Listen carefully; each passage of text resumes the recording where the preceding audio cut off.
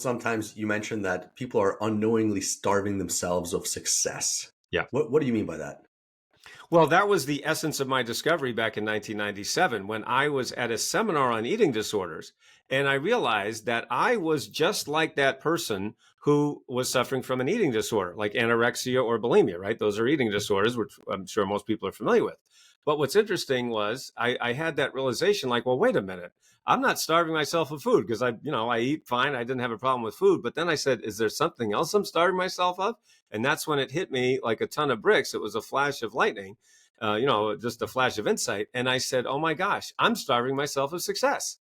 Right. So if you think about it, that, women are judged on their bodies and men are judged on their status. Now, this goes back centuries, right? This is not like the way it should be, or it's not, and it's not even right, right? It's totally wrong, in fact, right? That women are judged by their bodies and men are judged by their status. But that's the way it's been, since humans have been around for thousands and thousands of years. But what I'm saying is that what's fascinating is for women, what happens is that when they have this, as I call it, your head trash, in many times it manifests as an eating disorder.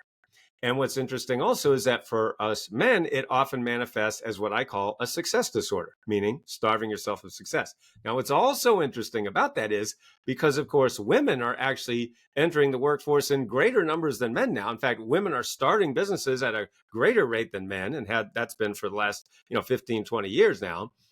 Women are also starving themselves of success, right? So women are not only judged on their physical bodies, but also, as I call it, their material bodies, which means their status. So, we men usually aren't judged by our bodies, right? But usually always our status.